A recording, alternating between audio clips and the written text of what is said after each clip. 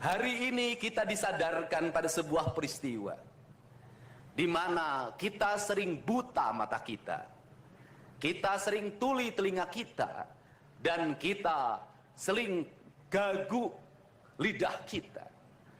Ketika anak-anak kita berteriak di jalanan, mengusung sangkur, membawa celurit, saling berkejaran, darah menetes di setiap sudut kota, motor-motor dibakar, orang menjerit penuh rasa ketakutan, kita hanya bisa diam.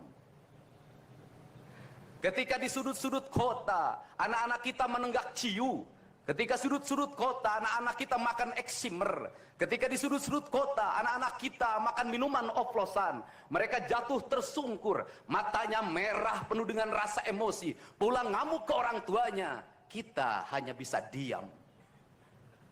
Ketika anak-anak kita menghabiskan waktu main game online sampai jam 4 pagi, tidak masuk sekolah, di rumah ngamuk, mengancam orang tuanya dengan pisau, menusuk kakeknya dengan sangkur, kita hanya bisa diam. Proses kita hanya dua, pidana dan penjarakan dalam penjara anak. Tetapi kita tidak pernah menyadari bahwa seluruh lorong-lorong kegelisahan mereka, seluruh hiruk pikuk jalanan tak membuat mereka nyaman. Sudut-sudut rumah menjadi neraka bagi kehidupan mereka. Lapang-lapang bola tergusur menjadi industri perumahan, pemukiman, dan pertokoan.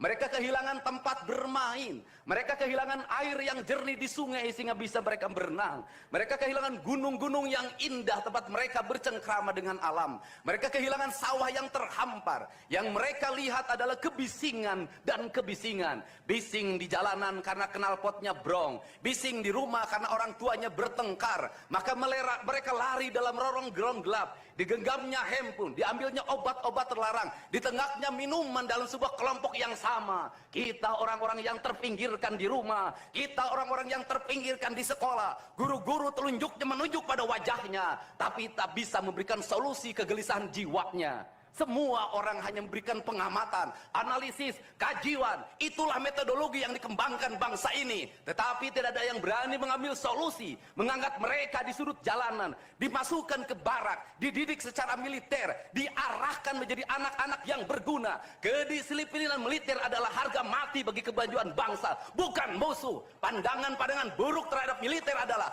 pandangan-pandangan orang yang takut anak-anak Indonesia bangkit, yang takut anak-anak Indonesia mencapai kemajuan.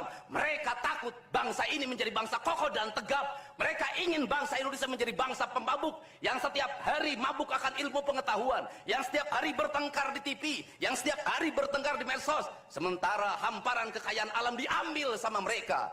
Janganlah kita menjadi antek dari bangsa lain, memporak-porandakan diri sendiri dan bangsanya dengan alasan pengetahuan, dengan alasan hak asasi manusia. Anak membawa motor di bawah umur adalah pelanggaran hak anak. Kapan kita bertindak? Dan selama ini kita membiarkan anak-anak nonton film tanpa didampingi oleh orang tua.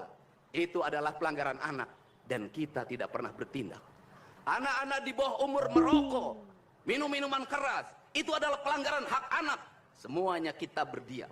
Anak-anak main game online, nonton tayangan-tayangan dewasa lewat media sosial, kita berdiam.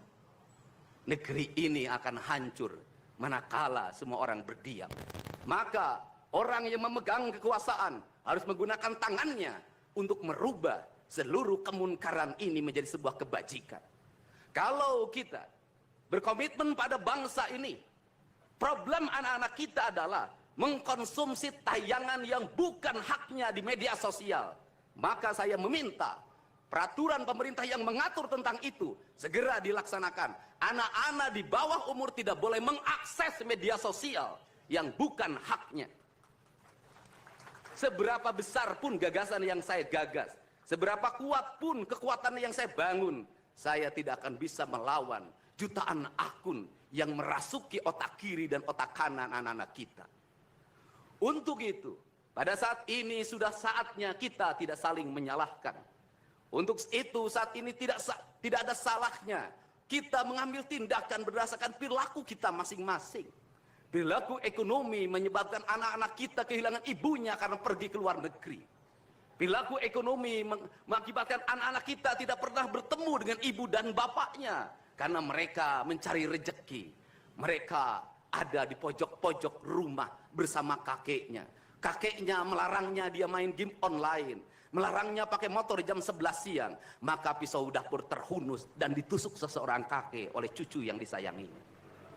Kerangka pijak seperti ini harus dibangkitkan oleh kita. Semangat militer, bukan militerisasi. Kalau anak-anak dibangunkan jam 4 subuh, di mana letak salahnya dan di mana letak pelanggarannya?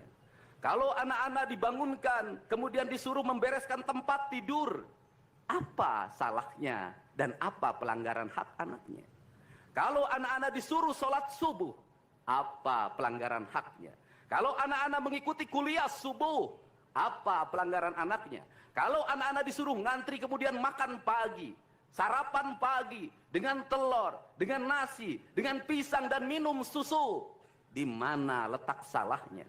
Kalau anak-anak kemudian disuruh belajar dan saat belajar duduknya bersikap, memandang ke arah gurunya, memandang mata gurunya agar terjadi transformasi energi antara guru dengan muridnya yang hari ini dihilangkan dengan digitalisasi, menghilangkan ruh spiritual konsepsi pendidikan kita, diganti dengan konsep pendidikan digital yang tidak lagi melahirkan hubungan emosional guru dan murid. Akhirnya murid-murid tidak menghormati guru-gurunya karena guru lupa mengekspresikan nilai-nilai spiritual dalam dirinya pada murid dalam ruangan yang hening, diganti dengan papan belajar digital. Di mana letak salahnya? Kalau anak-anak itu diajarkan makan siangnya tertib, berantri, berdoa sebelum makan, di mana letak salahnya? Kalau anak-anaknya sore hari diajarkan bola voli, sepak bola, latihan baris berbaris, di mana letak salahnya? Kalau sore hari anak-anak disuruh masuk ke masjid, mengikuti pengajian, di mana letak salahnya? Kalau setelah itu mereka makan malam, dan makan malam ditandai dengan berdoa, di mana letak salahnya? Kalau mereka jam 9 disuruh masuk barat, disuruh masuk ruang tidur, dan disuruh tidur, di mana letak salahnya? Justru hak-hak anak terdapat di barak pendidikan TNI, dan hak itu tidak mereka dapatkan di rumah-rumah.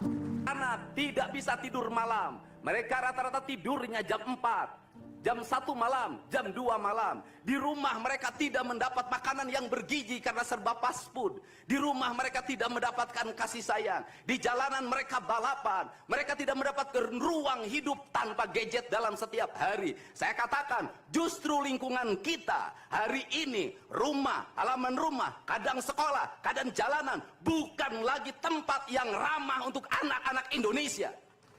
Untuk itu apa kebijakan yang harus kita lakukan? Kebijakan yang harus kita lakukan adalah mindset pembangunan dirubah. Ekonomi bukan segalanya. Itu penting. Tetapi ekonomi tidak boleh membunuh ruang-ruang publik di mana orang mendapat ruang bercengkrama.